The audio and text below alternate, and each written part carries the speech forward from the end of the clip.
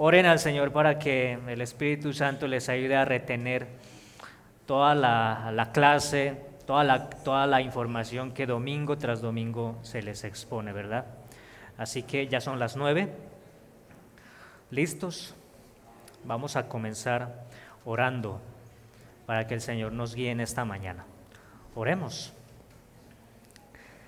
Padre Santo, en esta mañana nos acercamos una vez más delante de ti, con adoración, con alabanza, a pesar de nosotros mismos que somos tan débiles, tan torpes para obedecer tu palabra.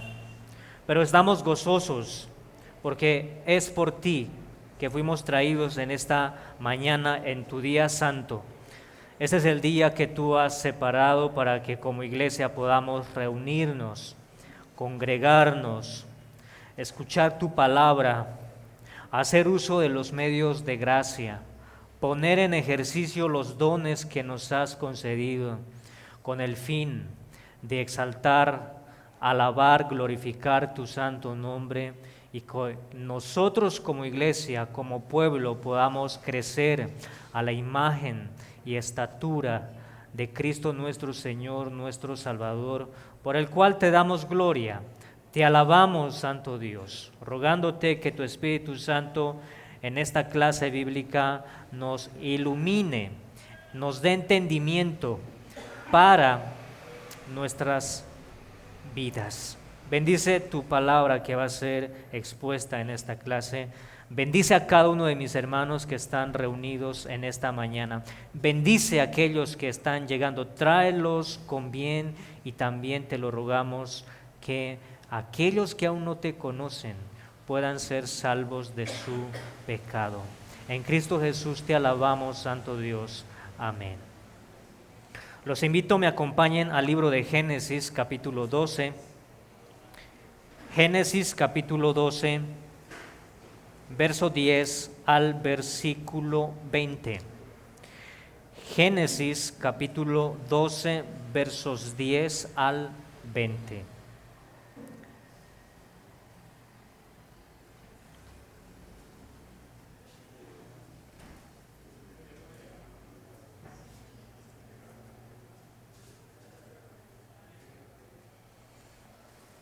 Voy a dar lectura para ustedes lo que dice la palabra del Señor, todos con sus Biblias. Así dice el Señor, verso 10. Hubo entonces hambre en la tierra, y descendió Abraham a Egipto para morar allá, porque era grande el hambre en la tierra. Y aconteció que cuando estaba para entrar en Egipto, dijo a Sarai su mujer: He aquí ahora conozco que eres mujer de hermoso aspecto, y cuando te vean los egipcios dirán: su mujer es, y me matarán a mí, y a ti te reservarán la vida. Ahora pues, di que eres mi hermana, para que me vaya bien por causa tuya, y viva mi alma por causa de ti. Y aconteció que cuando entró Abraham en Egipto, los egipcios vieron que la mujer era hermosa en gran manera. También la vieron los príncipes de Faraón y la alabaron delante de él. Y fue llevada la mujer a casa de Faraón e hizo bien a Abraham por causa de ella. Y él tuvo ovejas, vacas, asnos, siervos, criadas, asnas y camellos. Mas Jehová hirió a Faraón y a su casa con grandes plagas por causa de Sarai, mujer de Abraham. Entonces Faraón llamó a Abraham y le dijo: ¿qué es esto que has hecho conmigo? ¿Por qué no me declaraste que era tu mujer? ¿Por qué dijiste es mi hermana, poniéndome en ocasión de tomarla para mí por mujer? Ahora, pues he aquí tu mujer, tómala y vete. Entonces Faraón dio orden a su gente acerca de Abraham y le acompañaron y a su mujer con todo lo que tenía. Palabra del Señor. El texto que acabamos de leer Se encuentra en la segunda división del libro de Génesis, que trata del primer patriarca Abraham. La vida de Abraham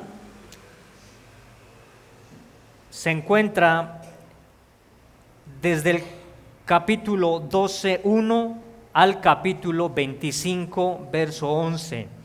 En estos capítulos se expone, se narra toda la vida de este hombre que es considerado como el hombre de fe. Pero este hombre de fe, como es Abraham, está caracterizado por diversas pruebas.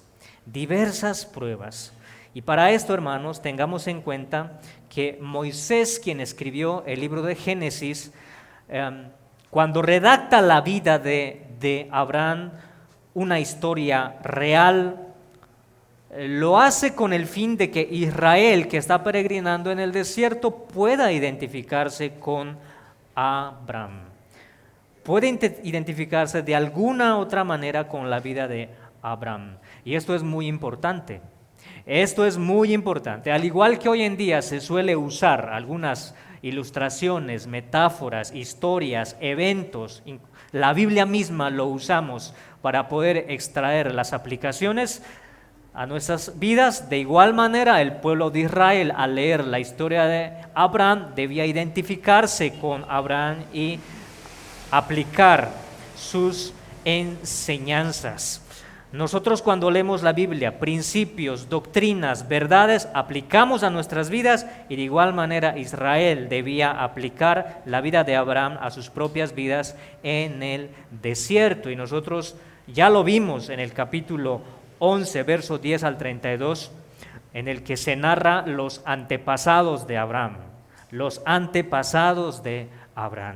En el capítulo 12, verso 1 al 9, la clase anterior, vimos cómo Jehová llama a Abraham, le ordena dejar su tierra, salir de su parentela a la tierra que Dios le mostraría, la tierra de Canaán, y que además de esto le hace una promesa. Una promesa que se podría dividir en tres partes. Esta promesa tenía primero la promesa de una tierra. Bien, la promesa de una tierra. Segundo, tenía la promesa de una simiente, una descendencia. Haré de ti una nación grande, descendencia. Y por último, tenía la promesa de la bendición universal, una bendición para todas las familias de la tierra. Bendeciré a los que te bendicen y maldeciré a los que te maldijeren. Así que esta promesa, que tiene tres partes, en cada una de estas partes de la promesa, Abraham es probado con el fin de fortalecer su fe. ¿Sí? La vida de Abraham está caracterizado por las pruebas, está lleno de pruebas. Y su finalidad es fortalecer su fe. Y asimismo, para que Israel pueda fortalecer su fe identificándose con Abraham. Y además de esto, con el fin de asombrarnos de la fidelidad de Dios en medio de las pruebas de Abraham. Así que el texto que nosotros leímos en el capítulo 12, verso 10 al 20, trata de la segunda prueba que va a tener Abraham. La primera prueba en la clase pasada consistía en que Abraham, en su llamado, debía dejar su tierra y salir de su parentela. Y eso era una prueba porque Abraham está cómodo, está en su tierra, tiene todo a su disponibilidad. Y él tenía que dejar absolutamente todo. Y Abraham no pasó la prueba como debería ser, porque él sale ¿con qué? Él toma a Lot, toma a su familia, toma a sus ganados y mucha gente con él y sale. El apego que aún Abraham tenía sobre los bienes que él tenía, no fue fácil para él abandonar todo eso. Así que esta primera prueba que Abraham pasa, no lo hace como realmente debería ser. Abraham está dando sus primeros pasos como creyente. Y ahora, la segunda prueba para Abraham que lo leímos en el texto, consistía en que Abraham debía mantenerse obediente a Dios en Canaán, la tierra que Dios le había prometido. Pero ¿qué pasa cuando Abraham llega a la tierra prometida? Encuentra escasez, encuentra hambre en toda la tierra. Entonces Abraham decide viajar a Egipto y esto le causaría problemas, poner en peligro a su esposa y además poner en riesgo la promesa de Dios. Y eso es lo que vamos a ver en esta mañana. Y sin embargo, Dios en su misericordia interviene para salvar la vida de Abraham, su esposa, y preservar la promesa. De allí el tema que domina nuestra clase o nuestro texto, la segunda prueba de Abraham y la intervención de Dios para librar a Abraham y a su esposa con el fin de preservar la promesa. Ese es el tema.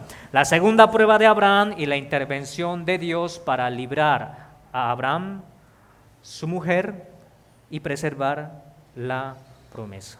De allí también el título de nuestra clase, la liberación de Abraham en Egipto, la liberación de Abraham en Egipto. Y para que podamos entender un poco más nuestro texto, debemos hacernos las preguntas, ¿verdad? Preguntas importantes. ¿Qué significa este pasaje para el pueblo de Israel que peregrina en el desierto? ¿Cómo ayudó a los israelitas este relato a conquistar la tierra prometida? ¿Cómo vemos a Cristo en Génesis capítulo 12, 10 al 20? Y por último, ¿cuál es el mensaje para nosotros como iglesia el día de hoy? Es importante que respondamos a estas preguntas. Cuando entendamos cuál es el mensaje para Israel, así también entenderemos cuál es el mensaje para nosotros como iglesia. Nuestro texto, que tiene 10 versículos, lo podemos desarrollarlo en 4 partes sencillas. Miren, verso 10, la prueba. ¿Cuál es la prueba? El hambre. Segundo, versos 11 al 13, la tentación. ¿Cuál fue la tentación? La mentira. Tercero, versos 14 al 16, la consecuencia. ¿Cuál fue la consecuencia? Que ellos fueron detenidos en Egipto. Y por último, la intervención, versos 17 al 20. ¿Cuál fue el resultado de la intervención? La liberación de Abraham. Son estas 4 partes. Entonces veamos cada una de estas. Miren cómo comienza el verso 10. Hasta aquí estamos claros, ¿verdad? Estamos claros. Verso 10. Hubo entonces hambre en la tierra y descendió Abraham a Egipto para morar allá, porque era grande el hambre en la tierra. ¿Cuál es la tierra del que se habla en este verso? ¿De qué tierra está hablando el verso? Es la tierra de Canaán, la tierra que Dios le prometió. Pero sucede algo, según este texto, la tierra prometida está pasando por tiempos de gran hambre. Hay escasez. En el verso 1, Dios le pide a Abraham que deje su tierra, su parentela, para viajar a Canaán. Abraham obedece, llega hasta Canaán, el cual está habitado de los cananeos, paganos, idólatras, y además encuentra que esta tierra no cuenta con las provisiones suficientes para su mantenimiento, su cuidado. Él tiene que conseguir el alimento para su familia, para sus ganados, pero la tierra está pasando por una gran hambruna, gran hambre. Las características topográficas, climáticas de la tierra de Canaán tenían escasez de lluvias. Las tierras dependían de las lluvias. Cuando las lluvias eran escasas, entonces la productividad también escaseaba. La agrícola, la ganadería se veían afectados y el hambre se hacía presente. El hambre se hacía sentir. Esta era otra prueba para Abraham, el hambre, la escasez. Si Dios le promete a Abraham una tierra, pues esto también implicaría que Dios iba a proveer para su mantenimiento. Así que no implica que Dios le daría una vida fácil, una vida cómoda, lleno de abundancia, de provisiones, no necesariamente.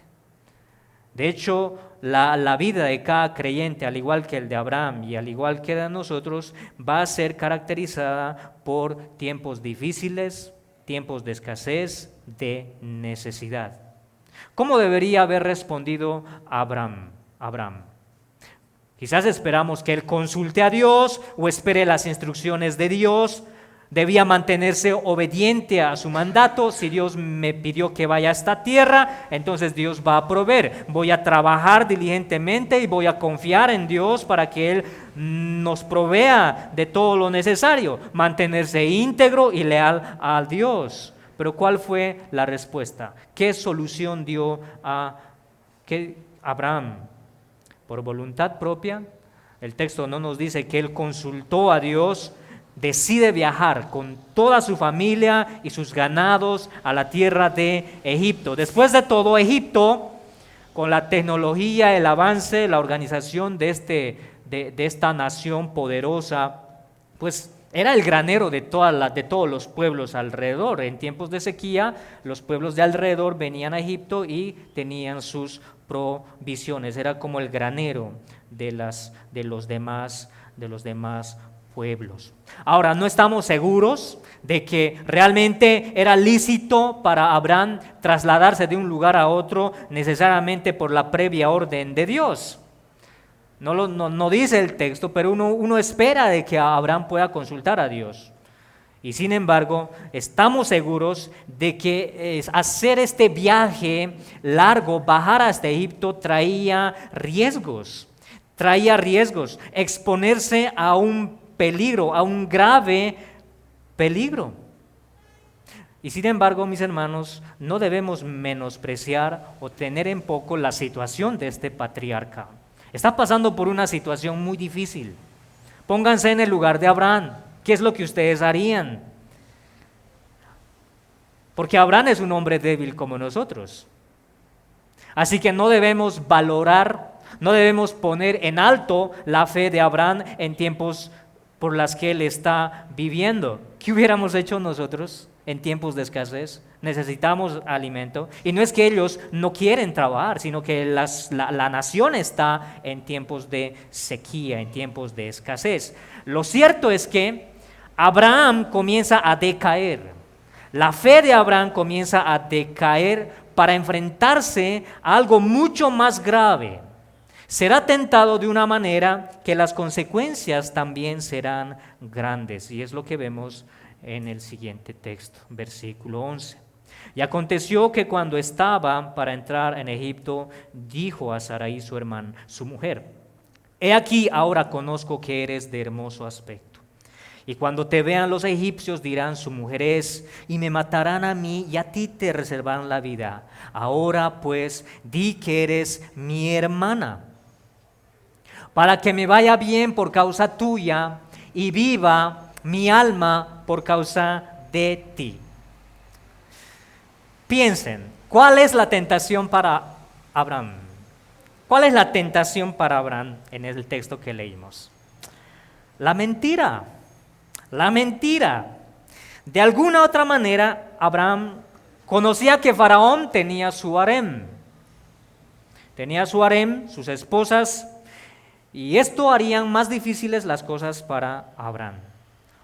Porque Sarai, su esposa, la belleza de Sarai llamaría la atención de los egipcios, ya que el texto nos dice era de hermoso aspecto. Se cree que Sarai en ese momento tenía alrededor de los 70 años.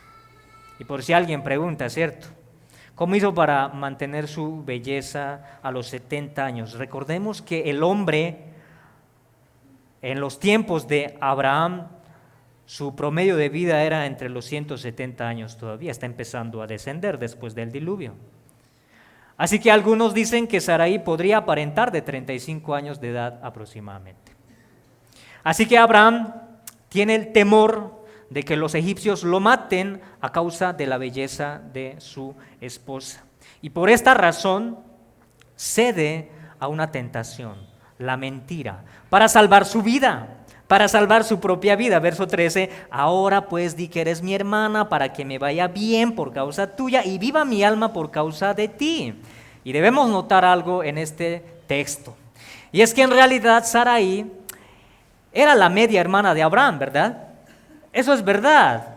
En Génesis capítulo 20, verso 11 al 13, no lo tengo ahí en la diapositiva, pero el texto está ahí. Ambos, antes de salir de la tierra, hicieron un pacto.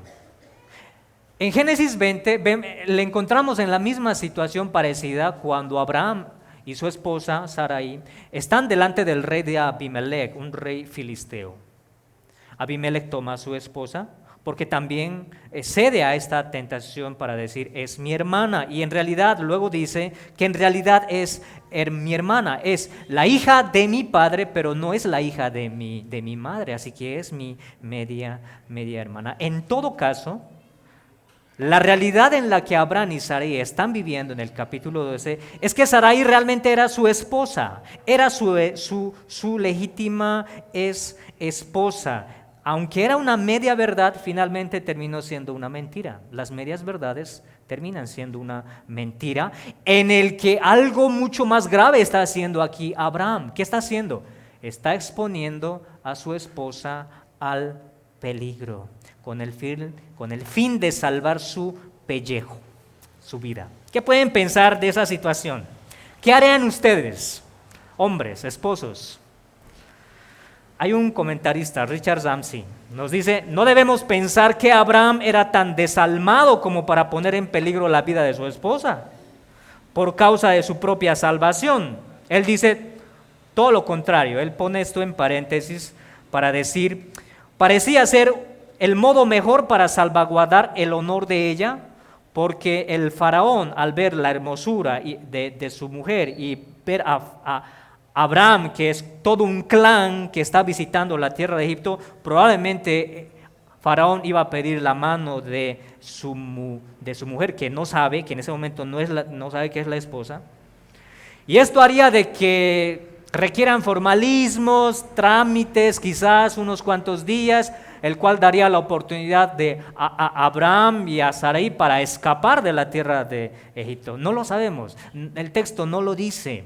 ¿Cuál fue realmente? ¿Qué es lo que realmente pasó en la mente de Abraham? Lo cierto, mis hermanos, es que Abraham está poniendo en riesgo, en grave peligro, la vida de su esposa. Y además de esto, algo mucho más grave, está poniendo en riesgo la promesa de Dios. Y lo veremos en esta tercera parte.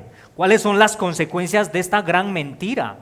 Verso 14 nos dice, y aconteció que cuando entró Abraham en Egipto, los egipcios vieron que la mujer era hermosa en gran manera. También la vieron los príncipes de Faraón y lo alababan delante de él, delante de Abraham. Y fue llevada la mujer a casa de Faraón. E hizo bien a Abraham por causa de ella, y él tuvo ovejas, vacas, asnos, siervos, criadas, asnos y camellos. Ocurre lo que Abraham se había anticipado, ¿ven? Ocurre lo que Abraham se había anticipado planeando esto con mentira. Faraón toma a Sarai para su harén, para tomarla por esposa, entrega a Abraham una dote.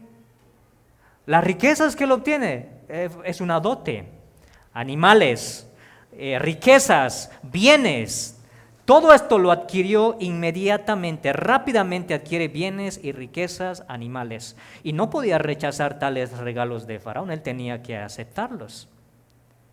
Y no pensemos ahora de que Abraham es como decirle a Sarai, ¿cierto? Mira que en la tierra de Canaán no teníamos todo esto. Mira que ahora somos ricos, hemos adquirido bienes, riquezas, nos ha ido bien, salimos ganando. No, mis hermanos, Abraham, siendo un creyente, dando sus primeros pasos en la fe, podríamos ver quizás el remordimiento, la vergüenza, la culpa en Abraham al poner en peligro la vida de su esposa. Él en esos momentos quizás estaba muy desanimado, muy avergonzado, quizás no podía dormir aquella noche pensando, pero él ya se había entregado a esto, así que era demasiado tarde para que él se eche hacia atrás. Así que la falta de fe que Abraham seguramente que tenía sus temores ya anteriormente, ahora estaban creciendo aún más y más. Su falta de fe estaba aumentando más y más.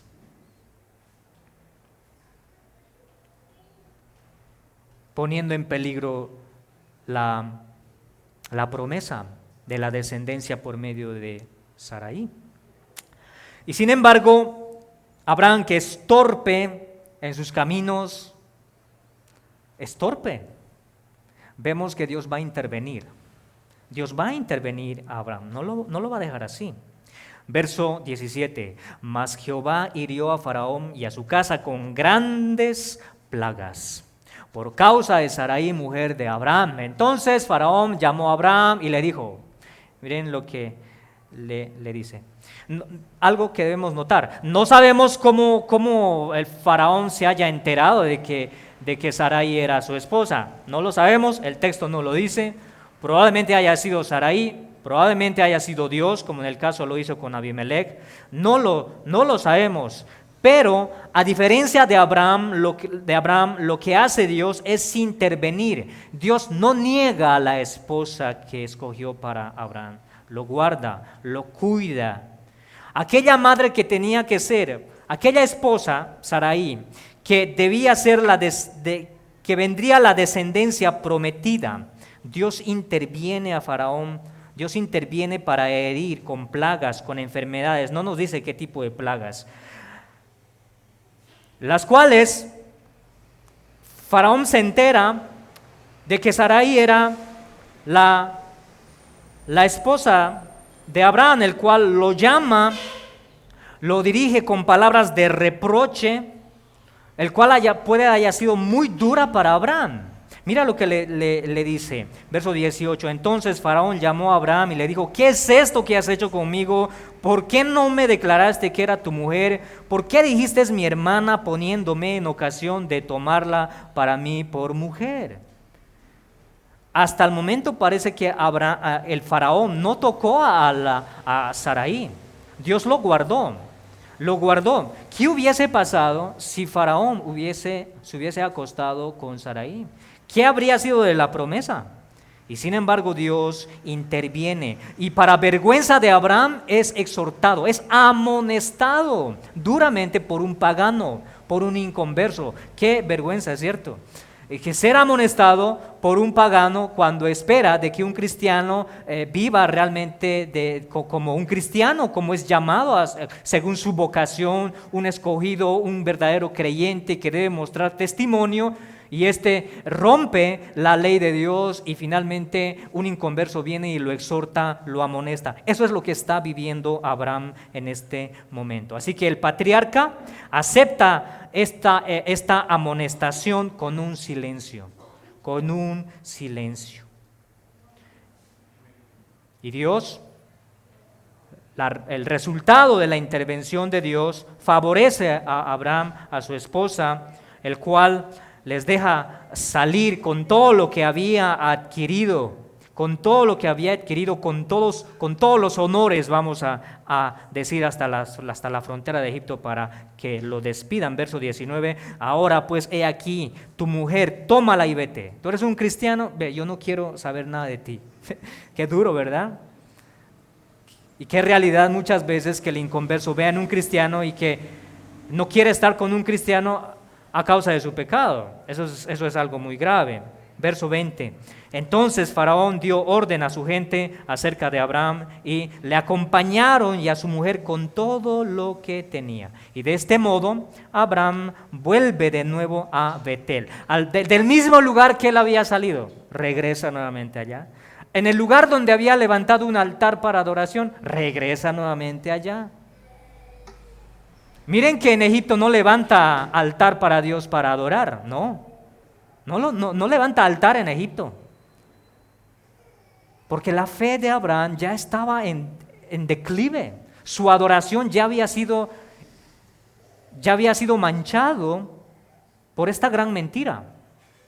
Así que él regresa hasta nuevamente a la tierra de Betel donde estaba, junto con todo lo que tenía, sus riquezas. Y estas riquezas, estos bienes, ganadería, vacas, ovejas y todo lo que leímos en el texto, y además muchos criados y criadas salieron con él, salió rico, pero estas riquezas eran malavidas, no eran riquezas concebidas legítimamente, por así decirlo. Obtener riquezas con el engaño, con la mentira. Y esto no solucionó la vida de Abraham, no, como si las riquezas fueran la solución.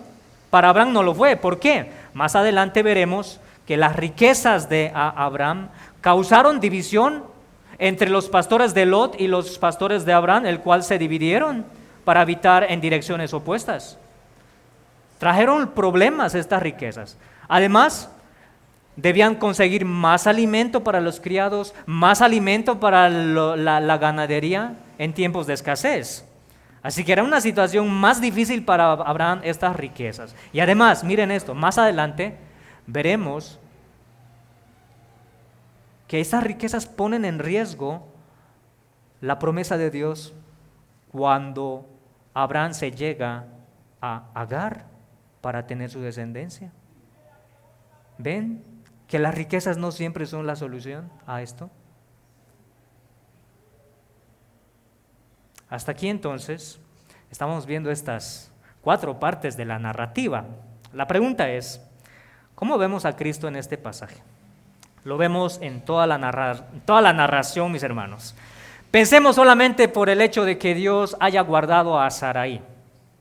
Pensemos que en la intervención de Dios guarda y preserva la descendencia prometida en Sarai, porque Faraón no toca a Sarai. Dios lo guarda para preservar la promesa donde vendría la simiente de Abraham, la simiente de Génesis 3:15. La simiente que aplastaría la cabeza de la serpiente. Dios lo guardó, ahí vemos a Cristo, guardó a Sarai. Y además lo veremos mientras hacemos las conexiones para el pueblo de Israel. Hay muchas conexiones, hay al menos 6 conexiones. Veamos la primera, el hambre en Canaán y la morada en Egipto. Miren lo que dice Génesis 41, 1 al 2. Viendo Jacob que en Egipto había alimento, dijo a sus hijos, ¿por qué os estáis mirando? Y dijo, he aquí que yo he oído que hay víveres en Egipto, descended allá y comprad allí para nosotros, para que podamos vivir y no muramos. Esta es la primera conexión que Israel debía hacer. Miren que esta historia de Abraham no solamente debía ser aplicada para los esposos israelitas en el desierto. No cometan el mismo error que Abraham, que expuso a su esposa al peligro. No, las conexiones trascienden, van más allá, porque lo que vivió Abraham en Egipto es un tipo de lo que Israel había vivido en Egipto. Y esta es la primera. Que al igual que en tiempos de Abraham, así como en los días de Abraham, el hambre en Canaán fue la razón para que salga a Egipto, así también en los días de Jacob, de Israel y de sus hijos, el hambre en Canaán fue la razón por la que viajaron a Egipto por alimento. ¿Y quién los recibió? Lo recibió José. ¿Se acuerdan? Es la misma situación, es muy parecido. La segunda conexión, vemos que también los israelitas fueron detenidos en Egipto, Éxodo 12:40. El tiempo que los hijos de Israel habitaron en Egipto fue de 430 años. Así como Abraham fue detenido en Egipto por el faraón por un tiempo, así también los hijos de Israel fueron detenidos y esclavizados en Egipto durante 430 años. Tercera conexión, que fueron librados de la enfermedad o de las plagas. En Éxodo capítulo 7 al capítulo 12 vemos las 10 plagas, y de todas ellas el Señor libró a Israel de todas estas plagas. Miren lo que dice el Verso 23, porque Jehová pasará hiriendo a los egipcios, y cuando vea la sangre en el dintel y en los dos postes, pasará Jehová aquella puerta y no dejará entrar al heridor en vuestras casas para herir. Así como Abraham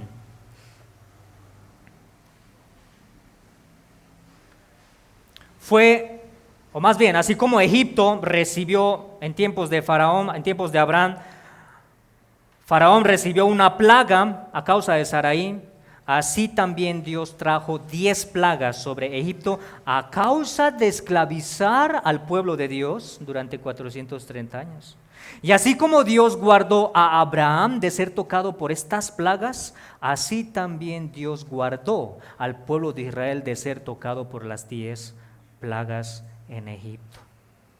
¿Ven? Cuarta conexión, la liberación real. Éxodo 12:41. E hizo llamar a Moisés y a Aarón de noche y les dijo: salid de en medio de mi pueblo, vosotros y los hijos de Israel, e id, servid a Jehová como habéis dicho. Así como Abraham fue liberado de Egipto, así también el pueblo de Israel fue liberado de Egipto con mano fuerte, con grandes juicios para Egipto. Quinta conexión, la salida con las riquezas. Esta conexión. Miren lo que dice: tomad también vuestras ovejas, le dice Faraón a Moisés. Tomad también vuestras ovejas, vuestras vacas, como habéis dicho. Y el verso 38, también subió con ellos grande multitud de toda clase de gentes y ovejas y muchísimo ganado. Así como Abraham salió de Egipto con muchas riquezas, con vacas, ganados, animales y criados para ir nuevamente a Canaán, porque es lo que hizo, regresó nuevamente a Canaán, donde habitaban los cananeos, así también el pueblo de Israel fue liberado, saliendo de Egipto con muchas ovejas, con mucho ganado, mucha gente, rumbo a la tierra prometida Canaán, donde habitaba el cananeo. ¿Ven? Esta historia era para conectar a Israel y puedan identificarse con Abraham, porque la última conexión, la prueba de Abraham debía ser una aplicación para ellos. Deuteronomio 8:2. Y te acordarás de todo el camino por donde te ha traído Jehová tu Dios estos 40 años en el desierto, para afligirte y para probarte, para saber lo que hay en tu corazón, si había de guardar o no sus mandamientos. Y esto era lo que Dios estaba haciendo con Abraham, probarlo si realmente Abraham iba a ser fiel, leal a Dios, a su mandamiento, y así también Israel sería probado en el desierto. ¿No les parece interesante estas conexiones que trascienden más allá para ser un buen esposo, por ejemplo? ¿No? Las conexiones van más allá. Todas estas conexiones debían aplicarse en el pueblo, exhortándoles para que no se equivocaron en salir de Egipto. Realmente Moisés es aquel hombre que Dios escogió, el mediador, para que les salgan ustedes de Egipto y lleguen hasta la tierra prometida. No caigan en incredulidad. Hubo hambre en Canaán algún tiempo. Así también en el desierto ellos padecieron hambre. ¿Recuerdan cuando Israel que se quejaba y murmuraba contra Dios, contra Moisés, diciendo: es que Dios nos ha sacado al desierto para que muramos de hambre? ¿Y qué es lo que Dios les trajo? Les dio el maná, les dio de los codornices, los guardó. Pueblo de Israel, sigan adelante, vayan hasta la tierra prometida, que lo que vemos en Abraham también se está repitiendo lo mismo en nosotros. Por último, mis hermanos, vamos a hacer algunas aplicaciones para nosotros. El Egipto de nuestros días. Hermanos, en la Biblia, el Egipto, al igual que en los días de Noé, al igual que Babilonia, Sodoma, Egipto, son símbolos de la mundanalidad en nuestros días. en nuestros tiempos y en todos los tiempos. Estos siempre van a representar o simbolizar la mundanalidad, la idolatría, el paganismo. No seamos como Abraham volviendo una vez más a Egipto. El Egipto de nuestros días nos ofrece el amor a nosotros mismos, el alimentar nuestro ego más y más. Eso es Egipto. Es alimentar el ego de nosotros mismos. Las ganancias ilícitas, el dinero fácil, la inmoralidad, el alcohol, las ideologías progresistas, la falsa moralidad. Todo esto representa Egipto, entre otros pecados, las cuales nosotros debemos rechazarlas y buscar las respuestas no en Egipto, sino debemos buscar las respuestas en el Señor. Acudir a Él en oración para buscar las soluciones, las respuestas. Ese es el Egipto en el que estamos viviendo, mis hermanos. ¿Dónde buscas tus respuestas? ¿A quién acudes para resolver una solución? ¿Vuelves a Egipto o vas y primero consultas a Dios? Segundo, la prueba de la fe, mis hermanos. Todo verdadero creyente será probado. Todo verdadero creyente será probado sin excepción alguna. Sea pruebas en tu economía, tu salud, necesidad, aún en la abundancia vas a ser probado. En tu familia, tus amigos de trabajo, tarde o temprano tu fe inevitablemente va a ser probada. Sin excepción, seas niño, seas joven, adulto, anciano, seas soltero, casado, divorciado, viudo, en el estado en el que te encuentres, tenlo por garantizado que tu fe va a ser probado. Y en especial, ¿por qué no aplicar esto a los esposos? No cometas el mismo error que cometió Abraham, esposo. No expongas a tu esposa al peligro para salvar tu vida, para salvar tu pellejo. Ama a tu esposa como Cristo amó a su iglesia. Cuídala, protégela. Ora al Señor para crecer en fe. Así como Abraham era débil en su fe, así también nosotros los esposos somos débiles muchas veces en la fe. No pensemos en Abraham, aquel héroe de la fe, ¿verdad? Que en sus primeros pasos él realmente ya era un héroe de la fe. No, los primeros pasos de Abraham está caracterizado por una fe, vamos a decir, casi mediocre. Una fe por el piso. Así comenzó Abraham para luego ser un hombre de fe. Él no comenzó siendo un hombre lleno de fe. Miren que en estas dos pruebas, en la primera y en la segunda, él realmente cayó. Para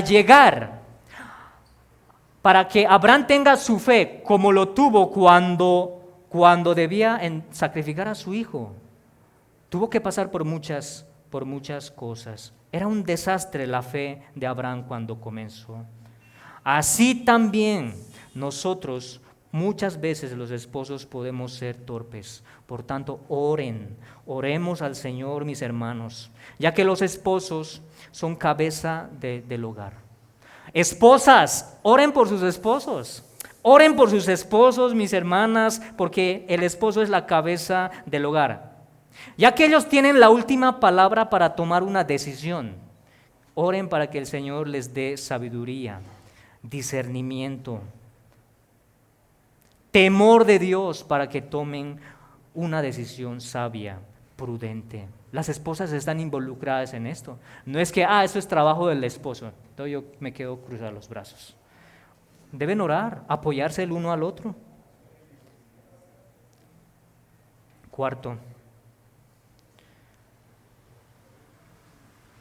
Tercero, la tentación del creyente. La tentación del creyente. Junto con la prueba, mis hermanos, también va a venir la tentación. Y en este punto también debemos orar como el Padre nuestro. Padre nuestro, y no nos metas en tentación, mas líbranos del mal. El creyente será tentado por sus tres grandes enemigos. ¿Saben cuáles son, verdad? ¿Cuáles son los tres grandes enemigos del creyente? El mundo, el diablo, la plata y todo eso está en el mundo, ¿sí? En el mundo está su entretenimiento, su falsa esperanza. Ese es el mundo, todo lo que el mundo ofrece, todo lo que en el mundo hay. El diablo es el tercer grande enemigo y las concupiscencias de uno mismo. Estos son los tres grandes enemigos. Uno mismo, las tentaciones de uno mismo, las concupiscencias, como dice Santiago. Y las tentaciones de Satanás son tan sutiles que incluso usa la misma Biblia para susurrarte al oído y cedas a la tentación. Ora al Señor para que te ayude a identificar dichas tentaciones de Satanás, del mundo y de tu propio corazón, para no caer y ser librado del mal. Ser librado del mal, que vas a ser tentado. Es una realidad. Todo verdadero cristiano va a ser probado en su fe y junto con la prueba también llegará su tentación. Cuarto, la vida, o más bien la victoria sobre la tentación. El Señor no solamente nos sacó de Egipto, no solamente nos proveyó de su salvación enviando a su Hijo en rescate de nuestros pecados para reconciliarnos con Dios. Nos sacó de la tierra de Egipto, del mundo, del paganismo, de nuestra naturaleza pecaminosa. El Señor nos sacó de allí por su muerte, por su obra. Y junto con eso también nos dio la victoria sobre las tentaciones. Miren lo que Hebreos nos dice. Pues en cuanto Él mismo padeció siendo tentado, ¿y quién es el que padeció? Cristo. Es poderoso para socorrer a los que son tentados, porque no tenemos un sumo sacerdote que no pueda compadecerse de nuestras debilidades, sino uno que fue tentado en todo, según nuestra semejanza, pero sin pecado. Así que es Cristo quien nos socorre en nuestras debilidades cuando somos tentados. Nos da las fuerzas para soportar y huir de las tentaciones. Por tanto, iglesia, ten ánimo y acude al Señor. Y si has caído en algún pecado, arrepiéntete, vuélvete a Cristo en arrepentimiento, en fe por haberle fallado, así como Abraham lo falló.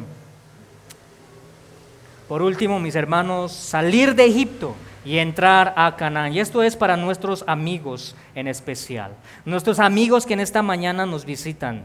Ellos están en Egipto. Amigo, tú estás en Egipto.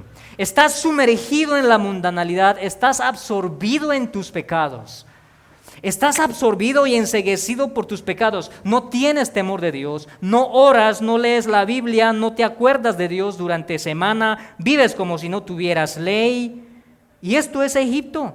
Te amas tanto a ti mismo, alimentas tanto tu ego, estás tan preocupado en la semana de ti mismo. Eso es Egipto, y la única forma de salir de Egipto es mirando a Cristo, acudiendo a Él en arrepentimiento, en fe.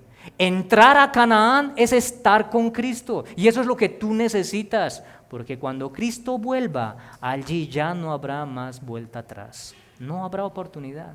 Por tanto, acude a Él en arrepentimiento y fe. Padre Santo, te damos gracias una vez más por permitirnos leer tu palabra, por leerla, explicarla, aplicarla a nuestras vidas.